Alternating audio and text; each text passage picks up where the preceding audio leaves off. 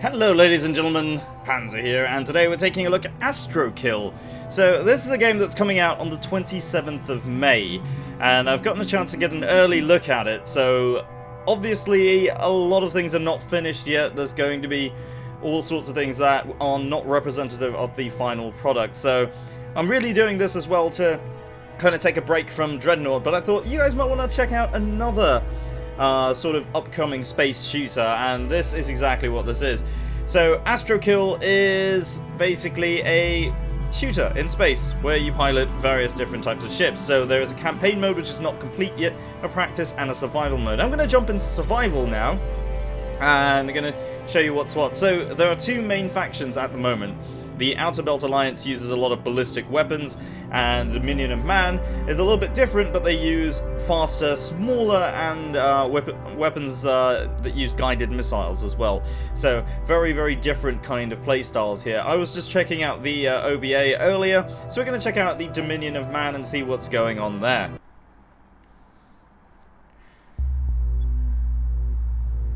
Alright, so our mission now is to survive the waves of enemies and protect a freighter. So let's jump into it. I gotta say, this is a game that's running in Unreal 4, so you expect it to be very, very pretty, and it is. So we've got a bunch of different ships here. One thing to take note of, all these ships, they're not being spawned in, they are already here. So these are AI controlled, and we get to pick one of them, and then once we do, I guess, yeah, we'll go with this one. This one looks interesting. Let's hit enter. And once it's destroyed, it's gone. So the game has a sort of permadeath kind of feeling to it. So if this ship is destroyed, it's gone. So this freighter that we're protecting is not stopping in space. It is moving. So I've just switched over to manual thruster mode, and what that does is it doesn't compensate for our movements, allowing us full frictionless space movement. If I switch that back to automatic, it'll attempt to slow us down to a stop. As you can see there, it compensates for our movements very nicely there, so it can slow us down. And there we go. So our velocity also is indicated there in the center, so you can see that circle there. So if we're moving forward, that shows our forward speed. If we slow down, and so on. That's quite interesting, actually. Alright, so the next thing is the map. Now, our heading indicator is that globe on the left, and the map is the one on the right there. So let's switch that back to automatic. Hit tab, select an enemy, and we've got that lead indicator there in front of us to aim at. So that's pretty cool. Alright, so there's an enemy right in our face. And I believe there's one more over here. So it's just... there we go. It's a very nice looking explosion there. So it seems like this is a sort of interceptor type ship. I'm not really too sure. It's quite big though compared to a lot of the other ships.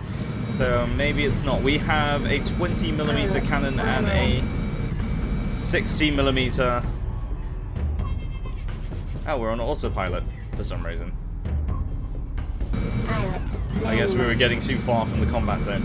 And we've got a 60mm railgun. All of these have limited ammo, so just slowing down here so we can approach the freighter for rearming. I believe that's how it works. Or do we have to fly in? I think we do actually have to fly inside. I've not actually done this before. I don't want to crash into it.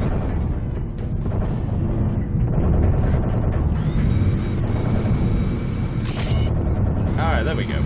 So now we're rearmed and repaired, ready to go out again. Bring the guns on target there. Oh, we're being hit. We're being hit. Now, if we are under a lot of fire, as we have been, we also have a shield that we can turn on. And that will allow us to try and catch up with these guys. Oh, there we go. That's a good hit.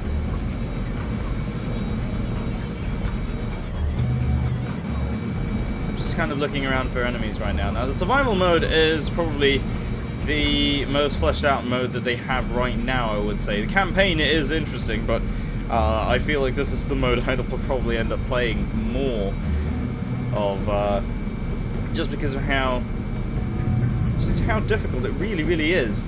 So if you notice in the top left there, we've actually lost a significant number of ships already because they're AI controlled. So of course if we lose all the ships, then well, that's it for us. So there comes the third wave. We're gonna try to get around over to where they're asking us to go and check out. I'm not entirely certain where the enemy is now.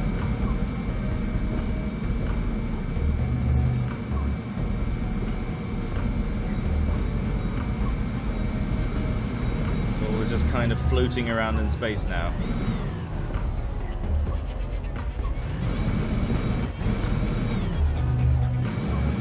We're going to hover around here near the freighter and see what's going on. So I'm not entirely certain exactly where the enemy is. Oh, there we go. There's something. Alright, let's see if we can snipe it from here. Very close shot.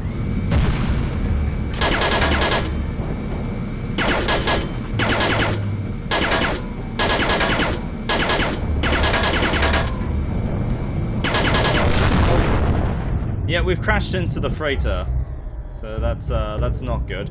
Okay, here we go. So this is a different type of ship entirely. Okay, I can see some enemies over there in the distance. Yeah, this seems more like a purpose-built fighter, I think. Alright, we've got a shield, so we're just going to use that right now.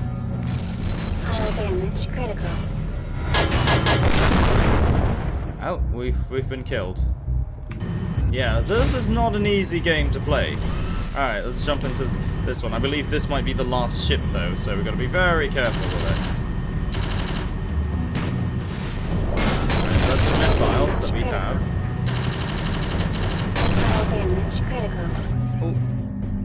Oh. Okay, so there's a problem. We are, in fact, very much in trouble now.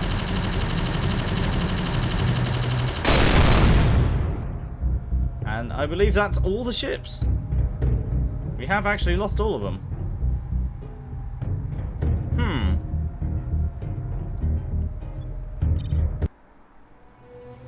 Alright, well that is just a very quick look at the survival mode in Astrokill. And of course, I'm going to be following this game as it develops and as it gets closer to its release date, and we're going to see how it comes along, because of course this could be something really good.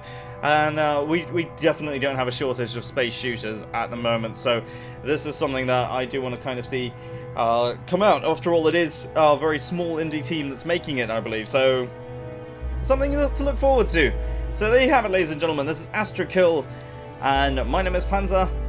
If you've enjoyed the video, don't forget to leave a like and subscribe if you're new to the channel, and I'll see you next time.